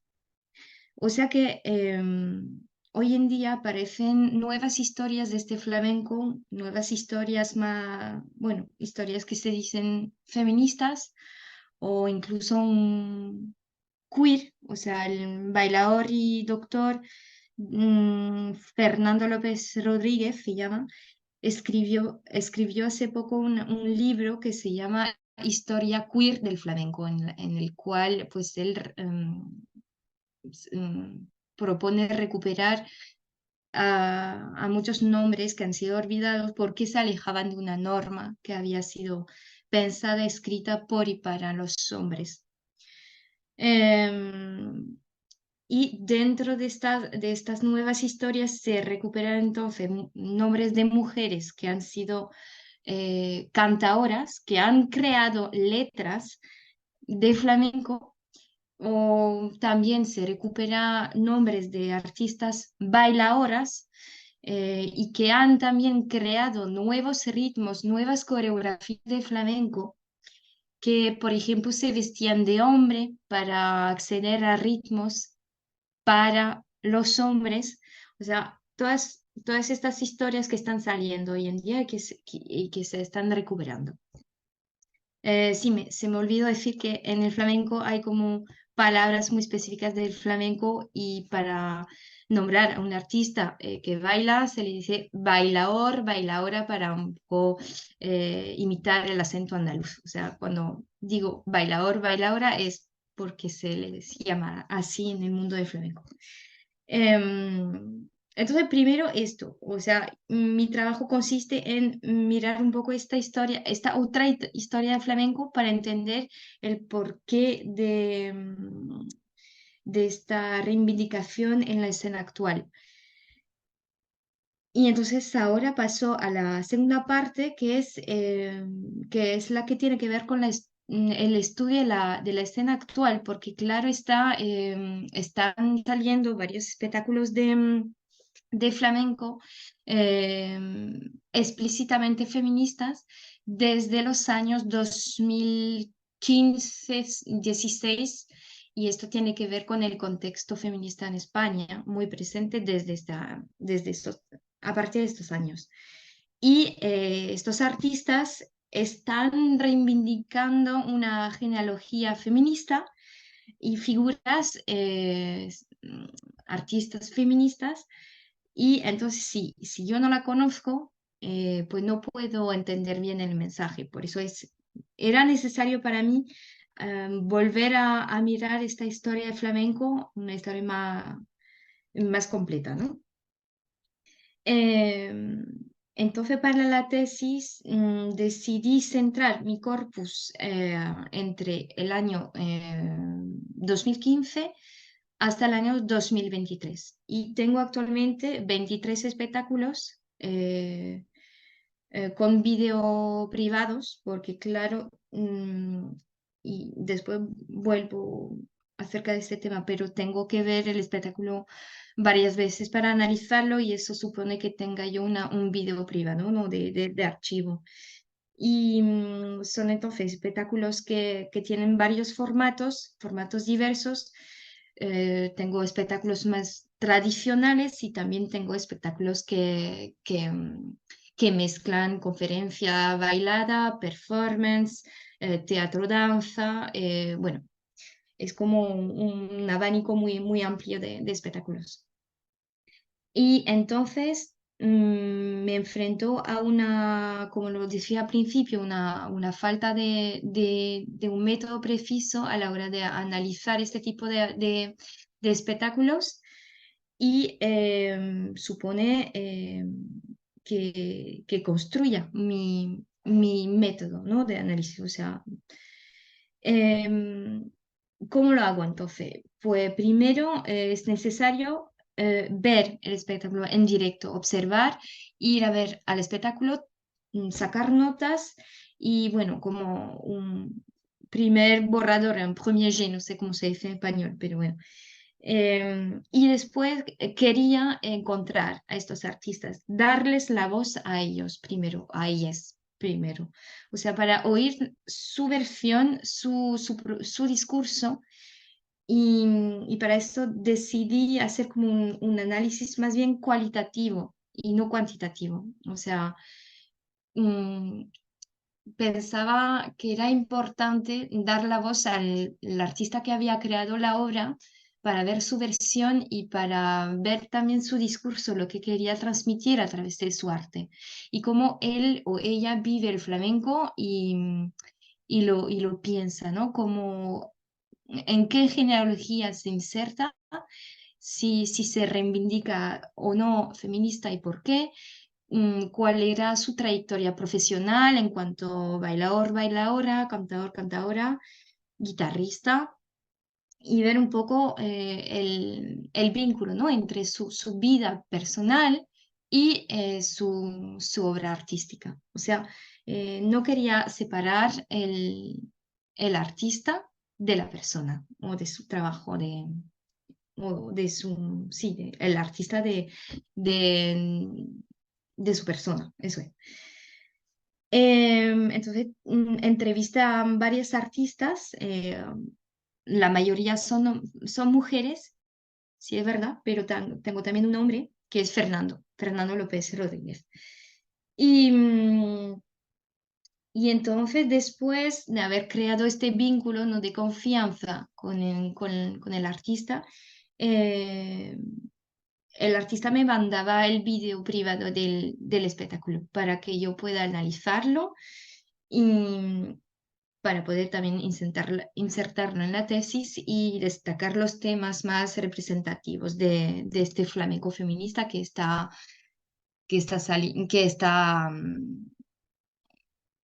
se está desarrollando cada vez más hoy en día en España. Y bueno, creo que eso es todo. Estoy en ello, estoy trabajando en ello, en estos análisis. Y para cerrar, quisiera también retomar lo que acababa de presentar Alejandra y te agradezco mucho por haber hecho esta pequeña publicidad, porque mañana tendrá lugar este espectáculo de flamenco que crearon tres artistas. Fernando López Rodríguez, Belén Maya, que es una bailadora, y María del Mar Suárez, que es bailadora y actriz.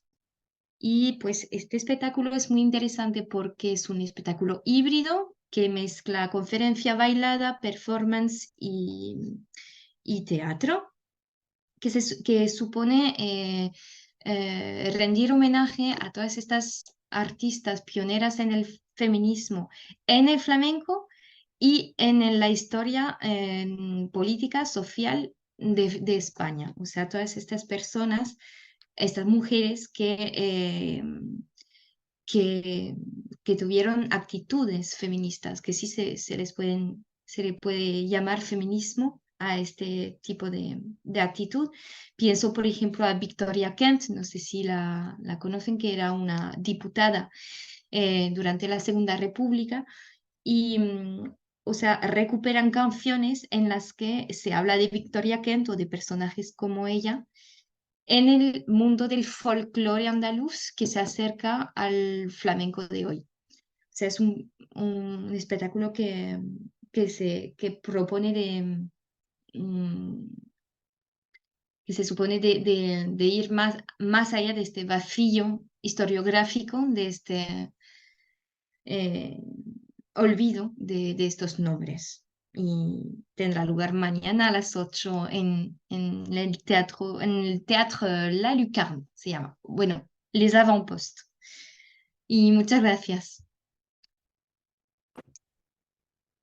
Pues muchas gracias a ti, Julie, por contarnos esta experiencia de tesis. Pues sin duda es mucho trabajo de documentación y, como has dicho, de construir ese vínculo de confianza. Se necesita mucho cuidado cuando se trabaja con personas vivas. Bueno, también los ya fallecidos tienen sus cuestiones, complicaciones en la recuperación, pero cuando trabajamos con personas vivas, pues entran en cuestión factores de la ética de la recherche científica, ¿no? Lo que hemos hablado, como esta cuestión de los derechos de tu obra, del cuidado que debemos tener o respetar, ¿no? La no difusión de los espectáculos, por ejemplo, ¿no? Y pues me parece también que, bueno, al principio del camino de una investigación, pues tenemos una pregunta, una inquietud o varias, y pues vamos construyendo un corpus que se va haciendo muy amplio. Vemos que el tema es amplísimo y pues en el momento en el que comenzamos a escribir va tomando forma eh, todo ese trabajo que hemos realizado. Entonces, bueno, ahora mm, quiero presentar a Eugenia González Espinosa. Ella, muchas gracias por participar también. Ella es doctorante en primer año y su tema de tesis versa sobre maestras rurales bilingües en Paraguay desde un enfoque epilingüístico. Para su tesis, Eugenia se prepara para realizar un trabajo de campo o l'enquête de terrain, que dicen, como le llaman aquí en Francia, sobre diversas fuentes para documentar esas fuentes. Bueno, hemos hablado, hemos tenido una conversación, ella y yo, sobre este proyecto que tiene, y además, bueno, quiero decir que la admiro por la facilidad que tiene también para las lenguas, en el caso también de Julie. Bueno, este bilingüismo, este conocimiento de diferentes lenguas me parece muy interesante, pero también la cuestión de género de las mujeres y la cuestión de la subjetividad, ¿no? De los sujetos que vas a estudiar, que es el caso también de lo que habíamos visto con los artistas, la cuestión afectiva, psicológica, ¿no? Entonces, vamos a hablar un poco también de esta preparación que hay que tener para hacer, previa al trabajo de campo o l'enquête de terrain para construir ese vínculo de confianza, o tal vez ya está ese vínculo de confianza, tal vez para tomar distancia. Bueno, veremos qué nos cuenta Eugenia.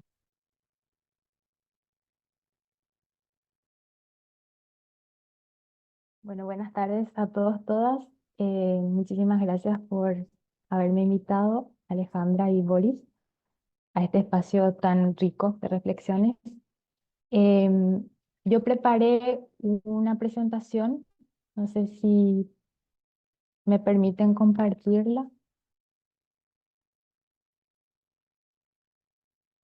Sí. Me parece.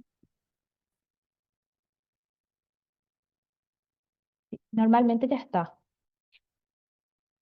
A ver, Sí. ahí. Bueno, la investigación que estoy llevando a cabo busca conocer las vivencias de maestras, como bien lo había dicho Alejandra, que enseñan en escuelas rurales eh, donde conviven dos idiomas, que son el castellano y el guaraní en Paraguay.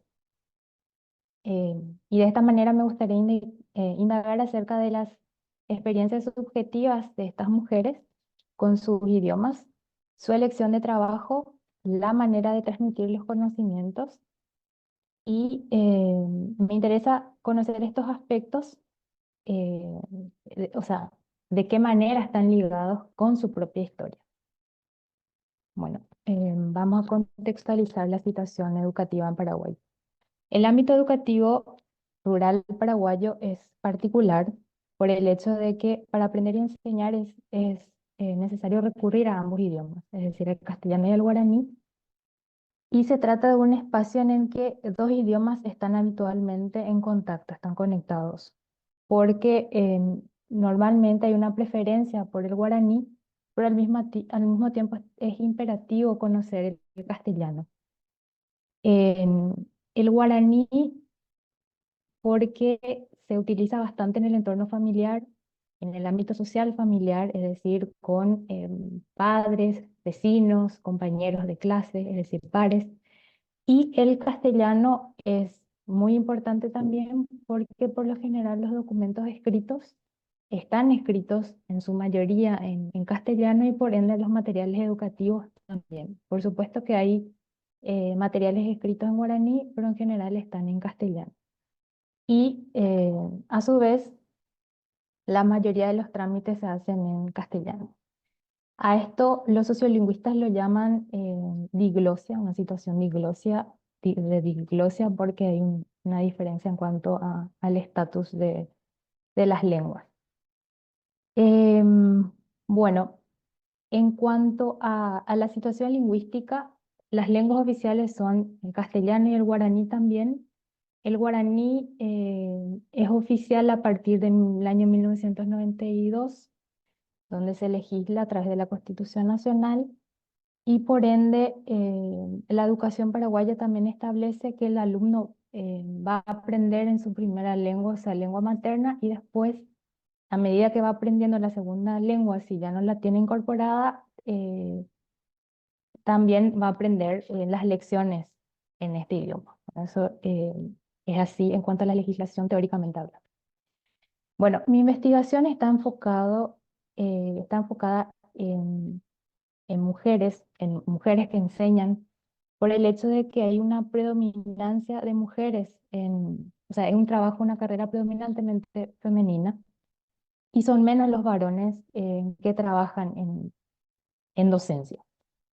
Hay una diferencia y como a mí me interesa en las escuelas primarias, en su mayoría son mujeres las que enseñan en esos espacios.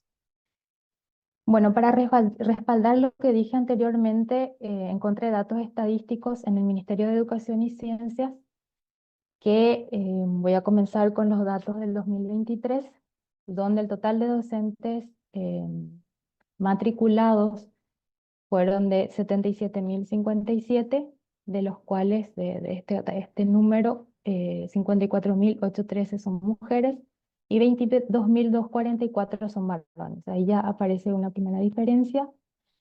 En la educación media, que es la educación secundaria,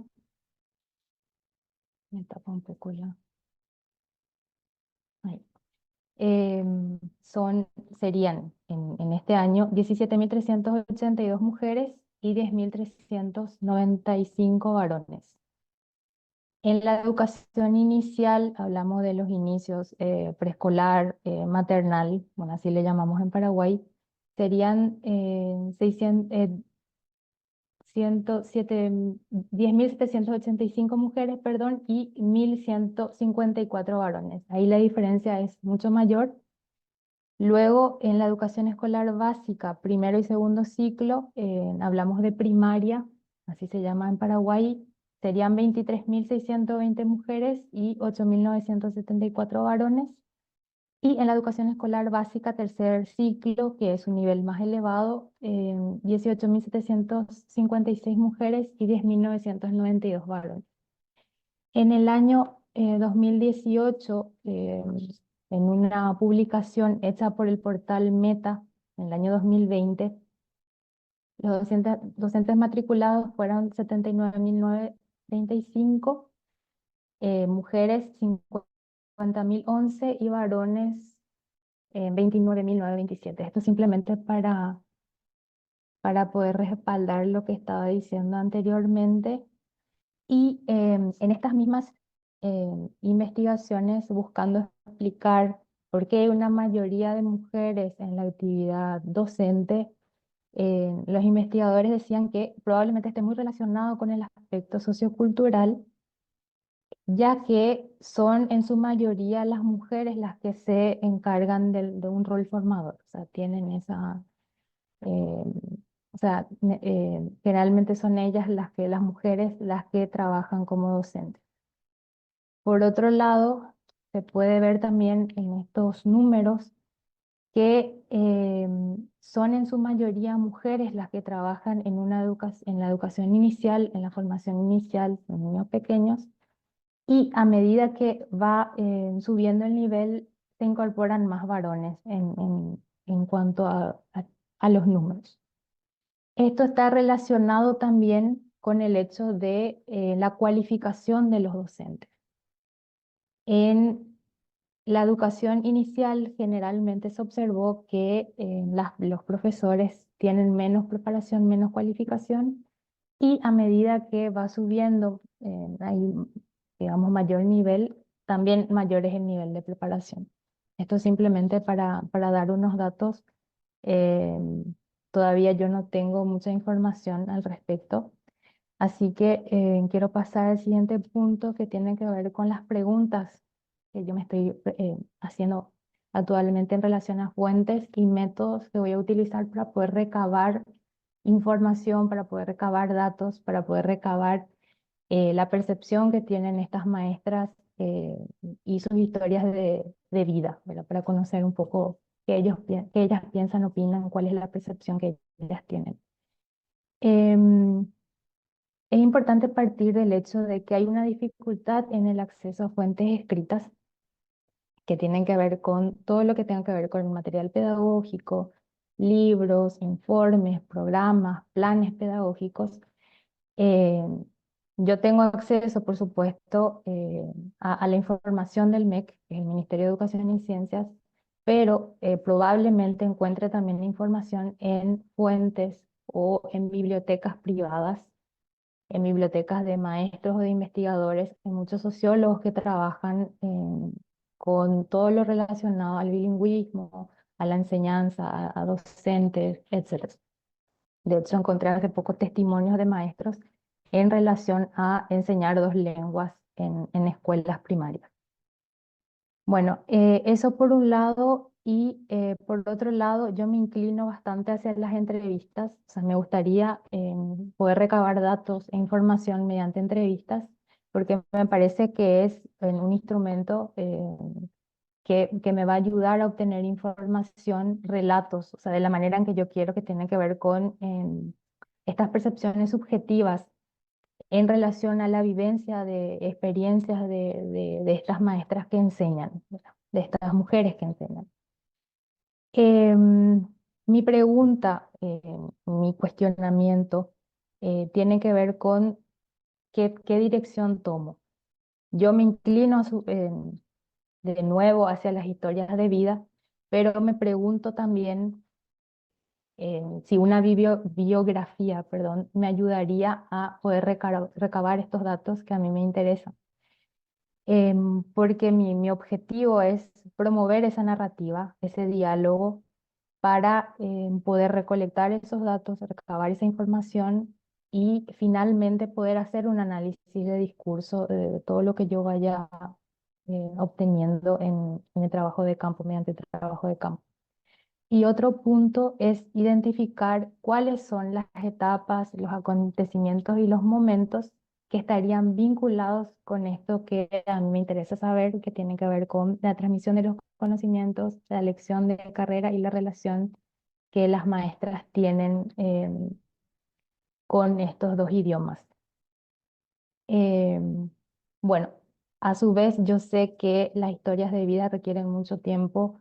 Probablemente yo no cuente con demasiado tiempo para poder recolectar toda esa información, entonces es otro punto a tener en cuenta y probablemente una limitación también.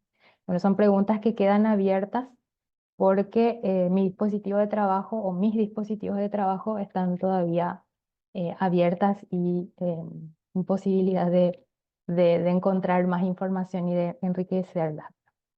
Otra pregunta que me estoy haciendo en este momento es cuál es el enfoque más acertado, cuál sería el enfoque más acertado en relación a mi posición como investigadora, cómo yo me posicionaría. ¿Sería una observadora participante o no participante? ¿Ya?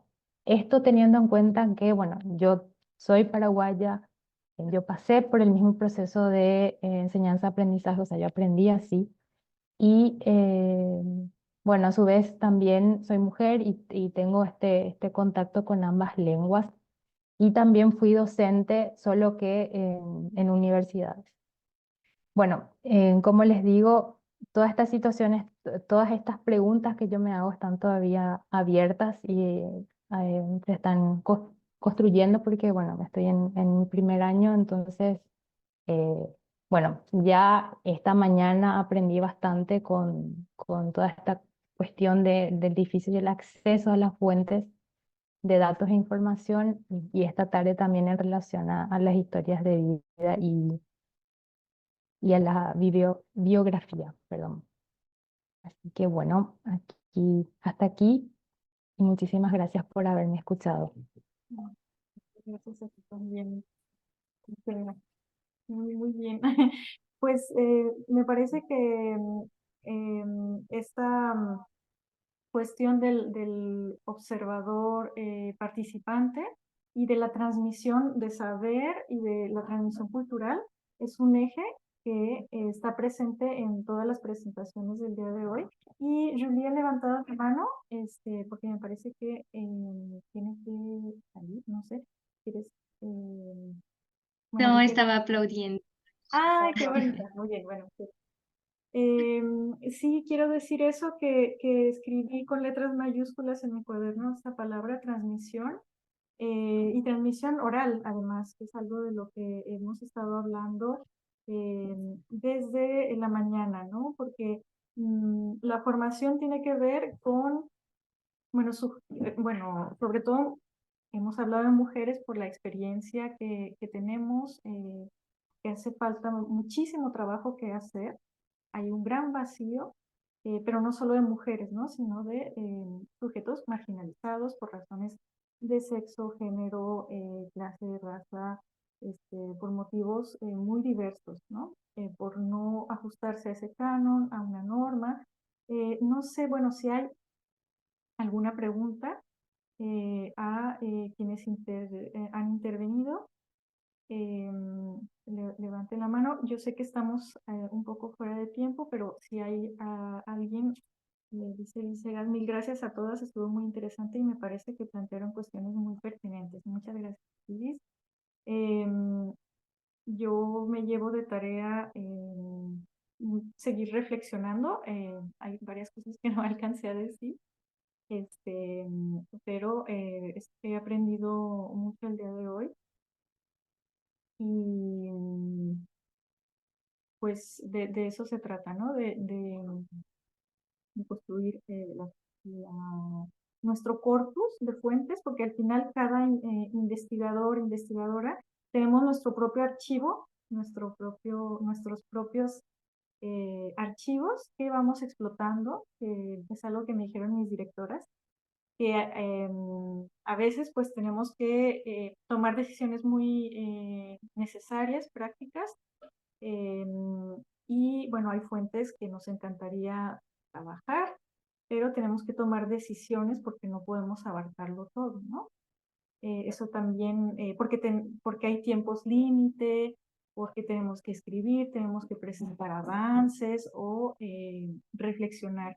Y en la actualidad, como se demanda la inmediatez y cada vez más producción y producción y producción, eso es, les agradezco mucho su presencia el día de hoy y si quieren aportar alguna bibliografía a la carpeta de Drive o tienen alguna duda, pues quedamos en comunicación. Muchas gracias y Muchas gracias por la jornada. Un besito grande. chao. Chao. Muchas gracias. Gracias, un gusto.